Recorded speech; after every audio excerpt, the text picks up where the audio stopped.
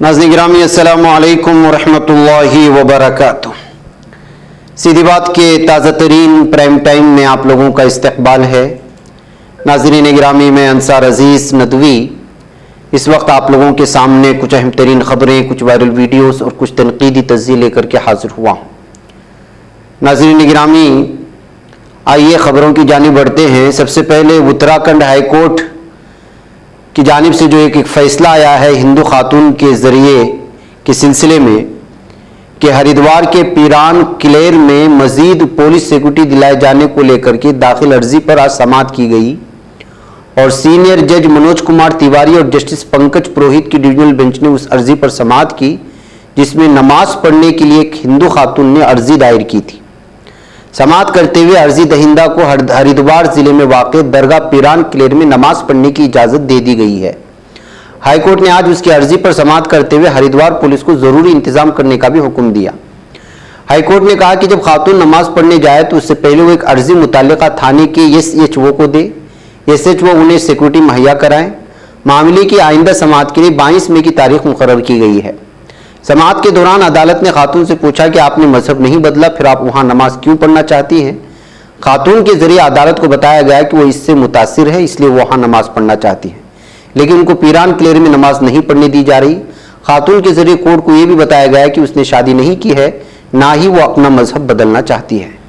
तो नाज़रीन गिरामी, इस तरह से जो है दरगाह पीरान क्लेर में नमाज पढ़ने को लेकर की जो अर्जी दायर की गई थी, वो मामला लगातार बढ़ता ही जा रहा था। अब जो है कोर्ट की जानिब से इजाज़त मिलने पर अब खातून जब जाएगी नमाज पढ़ने के लिए किस तरह के तमाशे खड़े होंगे और क्या क्या सिक्योरिटी होगी, आप देख सकते हैं कि ये भारत है, इसमें इस तरह की खबरें जो है बहुत ज़्यादा सुर्खियां बना लेती हैं। इधर महाराष्ट्र नवनिर्माण सेना के चीफ राज ठाकरे ने बिहारी और हिंदी बोलने वालों के खिलाफ काबिल एतराज़ तबसरा कर की तायत फैलाने और धमकी देने के मामले में अदालत में तहरीरी तौर पर माफ़ी मांग ली है। अदालत ने उनका माफीनामा मंजूर कर लिया। उसके बाद उनके खिलाफ मुकदमा भी खत्म हो गया। उनके खिलाफ जमशेदपुर के सोनारी में रहने वाले सुधीर कुमार पप्पू ने शिकायत दर्ज कराई थी। उसके बाद से लगातार जो है केस जारी था। इधर नाज़रीन गिरामी, सोशल मीडिया पर एक सफेद दाढ़ी वाले शिरखार बच्ची की तस्वीर ने बड़े पैमाने पर हलचल मचा दी। शायद आपने भी देखा होगा, लेकिन अब उसकी हकीकत निकल करके सामने आई है। इस मामले पर दसियों हजार पोस्टें कर दी गई।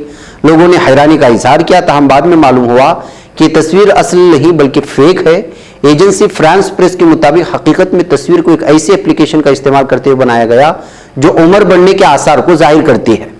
इस तस्वीर में नवमौलूद बच्चे के चेहरे पर सफेद दाढ़ी थी। पोस्ट में सूरह लुकमान की आयत नंबर 11 की तिलावत का इजाफा किया गया और जिस आयत का मफहूम यह है कि यह खुदा की तख्लीक है, तो मुझे दिखाओ उसके सिवा उन लोगों ने क्या पैदा किया। यानी इसके जैसे बैकग्राउंड में डालकर के अलग अलग तरह की जो है पैगामात और जज्बात को पहुंचाने की कोशिश होती है। इस वजह से जो है 20,000 से ज्यादा इसको सिर्फ पोस्ट किया गया है। पोस्ट करना अगर 20,000 है तो आप अंदाजा लगा सकते हैं कि इसकी शेयरिंग कितना किया गया होगा और इस पर जो कितने तबसरे सामने आए होंगे।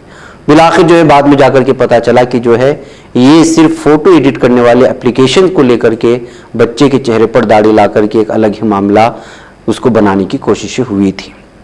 इधर नाज़रीन गिरामी, कर्नाटक के इंतखाबात तो खत्म हो चुके हैं, लेकिन हर दिन कोई ना कोई वीडियो आ रही है और बीजेपी पूरी तरह से हार के डर और खौफ में मौजूद है। ऐसे में भी खबर आ रही है कि रातों रात बिजली गायब करके जो है EVM को बदलने की कोशिशें हुई हैं।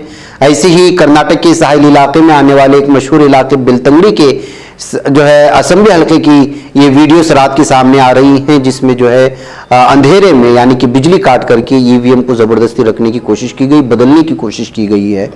और ये इल्ज़ामात लग रहे हैं बीजेपी के कारकुनान पर कि उन्होंने ये कोशिश की और उस मौके पर जो है दीगर पार्टी के कारकुनान के साथ उनके साथ जो लफ्जी झड़प हुए मकामी ज़बान में है, हम उसके आपके पास पूरी तफसीलात रख दें। इस तरह इस वीडियो को शेयर करते हुए किस तरह से जो है बीजेपी अलग अलग हरबा इस्तेमाल करके जीत दर्ज करने की कोशिश करती है और लोगों को धोखा देती है और EVM के जरिए से जो है वो जीत दर्ज करने की कोशिश करती है, ये कहते हुए जो है इस चीज़ को पेश किया गया है। नई सियासी तारीख रस्म करने, अपनी पहचान बनाने, फिरकावारियत खत्म करने और कौमी इत्तेहाद पैदा करने के लिए हमारी पार्टी से हाथ मिलाइए और मेंबर बनिए। स्क्रीन पर दिए जा रहे नंबर्स पर मिस कॉल दें। आइए नाज़रीन गिरामी, आपको मालूम है कि भारत में इस वक्त केरला स्टोरी जो फिल्म है वो किस तरह बवाल मचाए हुए, हंगामा मचाए हुए है। बाज़ लोगों के जहनों में जो है किस तरह से नफरत भरने की कोशिशें की जा रही है, जबकि मनगढ़ंत कहानियां हैं जिसका असल से कोई लेना देना है। जो कहानी सुनाई जा रही है और जो हकीकत में कहानी है उसका कोई लेना देना नहीं। ऐसे में अब सोशल मीडिया में वो सारी चीजें सामने आने लगी कि असल कहानियां लोगों को सुनाना क्या है, लेकिन सुना क्या जा रहा है। अब देखिए, मिसाल के तौर पर प्रोफेसर मोहन कुमार की स्टोरी कर्नाटक की, आपको मालूम होना चाहिए साल 2003 से लेकर के 2009 तक इसने लगभग 32 खवातीन को धोखा दिया और उसके बाद उसमें से 20 खवातीन को प्रेगनेंसी के, एंटी प्रेगनेंसी की जो गोलियां होती हैं उसको खिला करके मार डाला। और ये कहानी 2003 से शुरू होकर के 2009 तक रहती है और कितना भयानक है। और जब ये कहानी सुनाई जा रही थी और उस मौके पर जब इसका कातिल या मुलजिम पकड़ा नहीं गया था तो उस वक्त भी मुसलमानों को ही लेकर के जो है बदनाम करने की कोशिश की गई। बाद में एंड ऑफ द डे पता चला कि प्रोफेसर मोहन कुमार इसका कातिल है और ये जो है इससे दरिंदगी की हद तक जो उसने जो है पूरी तरह से इसमें कार्रवाई की थी। इस पर फिल्में बननी चाहिए जो हकीकी कहानी है, लेकिन नामों को देख करके जो है इस तरह की भयानक कहानियां फिल्म वाले बनाते नहीं हैं। लेकिन मुसलमानों को बदनाम करने के लिए मनगढ़ंत कहानियां, कहीं एक मिल गई कोई स्टोरी, उसको बदल करके जो है उसको पेश करते कहते हुए इस वक्त जो है ये तारे तबसरे सोशल मीडिया में बयान किए जा रहे हैं। इधर नाज़रीन गिरामी, दिल्ली पुलिस ने रेसलिंग फेडरेशन ऑफ इंडिया के सरबराह ब्रिजभूषण शरण सिंह के खिलाफ खवातीन रेसलर्स की तरफ से लगाए गए जिनसी हरासानी के इल्जामात के सिलसिले में उनका बयान रिकॉर्ड कर लिया है। पुलिस ने WFI के असिस्टेंट सेक्रेटरी विनोद तोमर का बयान भी रिकॉर्ड किया। गुज़िश्ता माह दिल्ली पुलिस ने ब्रिजभूषण शरण सिंह के खिलाफ 2 FIR दर्ज की थी। पहली FIR एक नाबालिग की तरफ से लगाए गए इल्जामात से मुताल्लिक है जो जिनसी जराइम से बच्चों के तहफ़्फ़ुज़ पोस्को एक्ट के साथ साथ ताज़ीरात हिंद की मुताल्लिका दफ़ात के तहत दर्ज की गई। दूसरी शिकायत बालिगों की तरफ से शाइस्तगी की तौहीन से मुताल्लिक शिकायत पर दर्ज की गई है। वैसे नाज़रीन गिरामी, आपको मालूम होना चाहिए कि रेसलर्स और फाइटर्स सब जो इस वक्त जंतर मंतर पर हैं और उन्होंने किस तरह से जो है इस वक्त एहतिजाज कर रहे हैं। किसान भी और अपोजिशन के तमाम लीडर इस वक्त इन फाइटर्स के साथ खड़े हैं, उनकी हिमायत में खड़े हैं। तब जाकर के 1 महीने के बाद इस बीजेपी लीडर का जो है बयान पुलिस ने दर्ज किया है। आगे इसकी गिरफ्तारी होगी क्या होगी, आगे का मामला है। उधर नाज़रीन गिरामी, नफरत फैलाने वाला वो शख्स जो गुज़िश्ता 40 दहाइयों से नफरत फैला रहा है, तोगड़िया, इसकी नफरत के चलते ये जिस हिंदुत्व तंजीम से जुड़ा था उससे भी बाहर निकाल दिया गया, लेकिन ये अपनी जहरीली जबान अभी तक जो है जारी रखे हुए। इसका एक ताज़ा बयान इस वक्त जा रहा, देखते ही आपको पता चल जाएगा कि जहरीला शख्स किस तरह से इस वक्त जो है मुसलमानों के खिलाफ और 2 बच्चों को लेकर के, शादियों को लेकर के, ताद्दुद अज़वाज को लेकर के और मुसलमानों को सियासत से और हुक्मरानी से दूर रखने के लिए किस किस तरह की साजिशें की जा सकती हैं उसको जो है बयान दे रहा है एक प्रोग्राम में। और ये वीडियो इस वक्त वायरल हो रही है। जब इस तरह की नफरत करने वाले नफरत फैलाते रहेंगे और अदावत फैलाने की कोशिशें करते रहेंगे, और हमने आज मॉर्निंग में भी दिखाया था प्राइम टाइम में कि किस तरह के 4 भगवादारी जो है किस तरह से जहर उगल रहे थे और आज़ादी दिलाने के नाम पर कत्लेआम की बात कर रहे थे।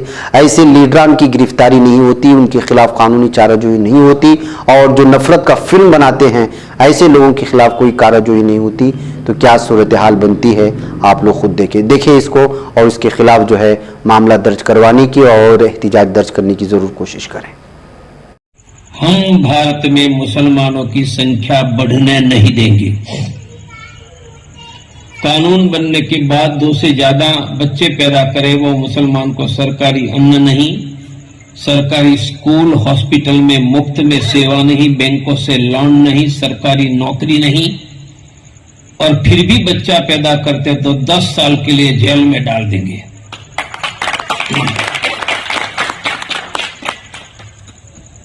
दूसरा, सरकार पर हिंदुओं का कंट्रोल करवाएंगे। कैसे? संविधान संशोधन करेंगे कि ये देश पे prime minister, chief minister, DM, collector, SP, जज देश में हिंदू के अलावा किसी को बनने ही नहीं देंगे। संभव है। कभी मैं एक ऐलान करता था तो गुजरात में भाजपा का प्रदेश अध्यक्ष को भी मेंबर ऑफ पार्लियामेंट की सीट पर हरा देता था। लोग मुझ पर भरोसा करते थे, उन पर नहीं करते थे। उनका नाम शंकर सिंह वाघेला है।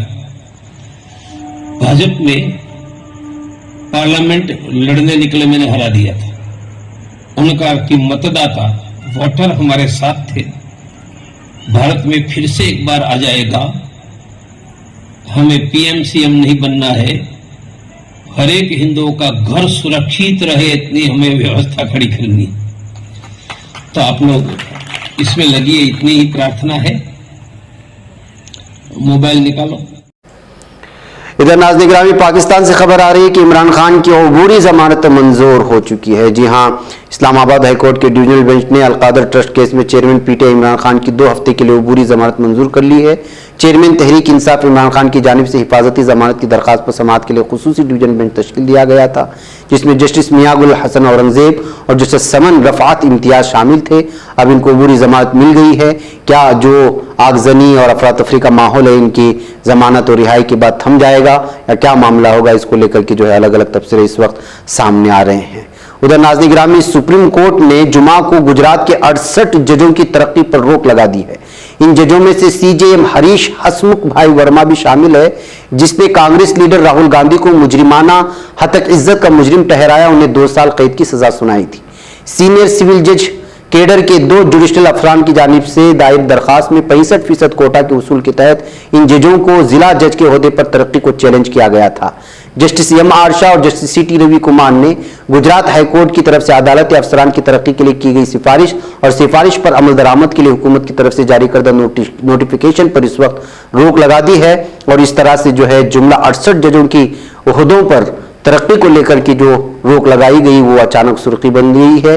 अब इस पर सुनवाई होगी, तभी जाकर के जो है फिर आगे का फैसला होगा। वही नाज़रीन गिरामी, आसाम हुकूमत ने ताद्दुदे इज़्दिवाज पर पाबंदी की तजवीज़ पर गौर करने के लिए एक 4 रुकनी माहिर कमेटी तश्कील दी है। ये कमेटी रियासत में ताद्दुदे इज़्दिवाज पर मुजव्वज़ा पाबंदी पर अपनी रिपोर्ट देगी। रिटायर्ड जज रूमी फकन रियासती हुकूमत की तरफ से तश्कील दी गई कमेटी की सरबराही करेंगे। बीबीसी ने यह खबर दी है। वाज़ेह हो कि इस्लाम में ही नहीं, कबाइल के अंदर भी ताद्दुदे इज़्दिवाज की कसरत से रिवायत है। इस साल फरवरी में आसाम हुकूमत की जानिब से कम उम्री की शादी के खिलाफ क्रैकडाउन शुरू करने के बाद हजारों अफराद को गिरफ्तार किया गया था और पूरे मुल्क में इसकी तनकीद की गई थी और मुसलमानों के खिलाफ जानबूझ कर की जा रही इस कार्रवाई को लेकर के आलमी सतह पर तनकीद बताया गया था। और वैसे भी आप जानते हैं कि आसाम के यहाँ के सीएम किस कदर जो है मुस्लिम दुश्मनी में आगे हैं, उनके बयानात से भी पता चलता है। और अभी हालिया कर्नाटक के इलेक्शन में भी आकर के जो है यहाँ पर इसी तरह 2-2 शादियों का तस्करा करके और न जाने क्या क्या नफरत फैलाने की कोशिश हुई थी। और बीजेपी के कुछ चेहरे हैं जो इसी तरह से बयान दे करके वो बड़े बड़े ओहदों पर इस वक्त फाइज हो चुके हैं। इधर नाज़रीन गिरामी, कौमी तहकीकाती एजेंसी NIA ने दिल्ली के शाहीन बाग में इस साल 2 अप्रैल को केरला के आलाथूर में ट्रेन में आग लगने के मामले में सर्च ऑपरेशन चलाया है। द प्रिंट हिंदी के खबर के मुताबिक एजेंसी के तफ्तीशकारों ने सुबह तलाशी शुरू की थी और मुश्तबा अफराद के ठिकानों पर छापे मारे।